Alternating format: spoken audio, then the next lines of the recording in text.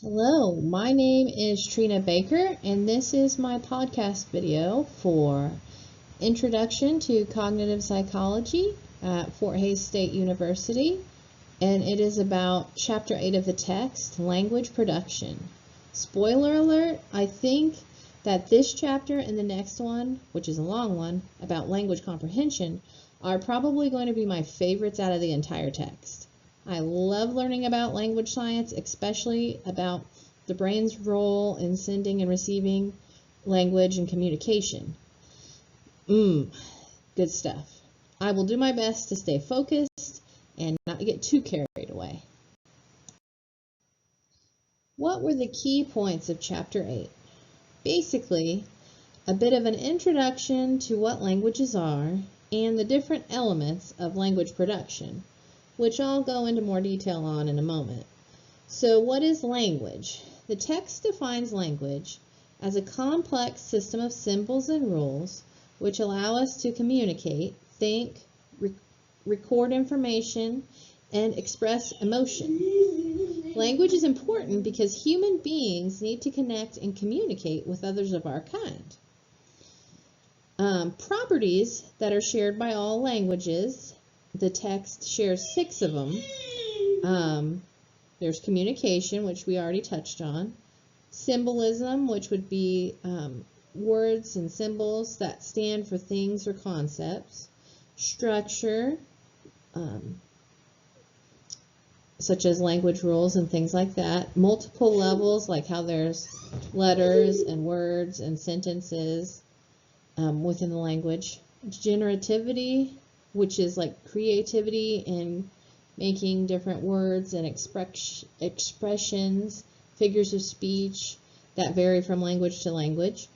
Dynamic, in that the language can change over time. Any language that's considered active or viable and not a dead language will change words and meanings and even structure over time through use. A dead language would be like the scientific use of Latin and things like that, because people don't typically use that as a regular spoken language. So that's why they use that dead language, because it's not going to change all the time. But spoken language, written languages that are used commonly to communicate, they actively can change over time, regardless of what the language is. Next, we went over the stages of language production.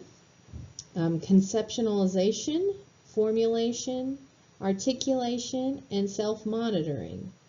So thinking about what the idea or emotion or thought that you want to share, thinking about how you would go about that, and then, sending the message to the muscles in your face, how you would say what you want to say, and then self-monitoring to make sure you said the right thing and that it was taken the right way. A breakdown in any of these stages can cause speech and communication problems. We also learned about some of the differences between the more formal written language and spoken or conversational language. Often, spoken language can be easier to interpret with the added body language, gestures, facial expressions, and tone of voice within the conversation. 4 important aspects of spoken language or conversation that could be termed as rules or maxims are quantity, quality, manner, and relation. And these can vary depending on your conversation partner and your shared knowledge. But basically, if you want to have a successful conversation, communication with somebody, you're going to have to be able to give them enough information so they know what you're talking about. Give them good information. You don't want to lie or mislead anybody. And then you're going to have to follow the social niceties or their expectations. You need to talk about things that the other person knows about too, or somebody's going to be really confused, things like that, to make a quality conversation. Otherwise, it's probably not going to go well for you. And again, these can vary depending on who your conversation partner is. The text also shares 6 steps in the process of speech production.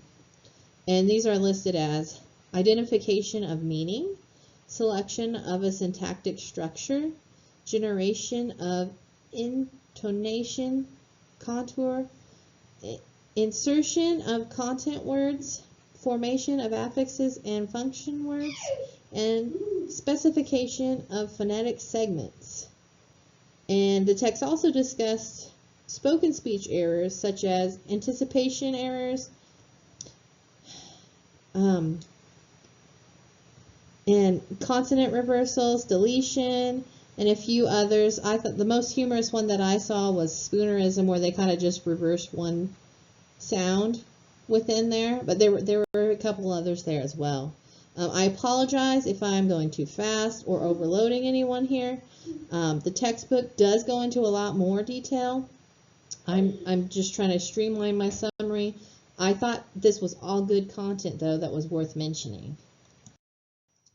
My highlights for Chapter 8 were some of my favorite parts of studying language and communication. But since this is a podcast and not a seminar, I will try to stay in a reasonable time frame and not get too carried away. I have always been interested in language learning, foreign language, classical language, and so on. After having my oldest daughter be essentially nonverbal for a long time, before she began gaining essential communication skills, language and communication have really become a passion of mine. Unspoken elements of language, such as facial expressions, body language, and tone, which can actually be portrayed through more than just your voice, are important to getting the correct message across to the person you're talking with. People viewed as socially awkward or impaired might be fine with the articulation or mechanical aspects of speaking, or even with the thinking part of it behind getting the words out, but they may have a hard time portraying or interpreting these unspoken elements, social rules, and all the unwritten rules of language. And these can be really hard for them to overcome. The unwritten rules can vary from language to language, culture to culture, and even community to community. Not everyone has an easy time picking up on these social rules and social niceties that their peers seem to expect them to pick up on automatically. I really feel this is unfair since they were never specifically taught these variable rules. Also in chapter number 8, I enjoyed getting to hear more about the neurological processes involved in language production. This is actually what I am hoping to focus my future career on, neuropsychology, more specifically on how the physiological aspects of the brain affect an individual's behavior and language abilities and other things that go on in their life based on how their brain can be different. I'm especially interested in the workings of language in the brain to see the differences between neurodivergent and neurotypical individuals, how, when, and why those differences take place, and the benefits that could come from this kind of knowledge. Disclaimer, I am not out to try to cure or fix neurodivergent individuals. It annoys me when resources come off with that attitude. I would like for us to have a better understanding of each other and be able to make adaptations to make life easier for everyone. It's a long shot, but you never know where research will end up by the time my kids grow up. Once again, if you are not taking this class too and you want to check out the textbook, here's the reference, and you may be able to find it at your college bookstore, or you can just check it out straight from the publisher. Thanks for watching.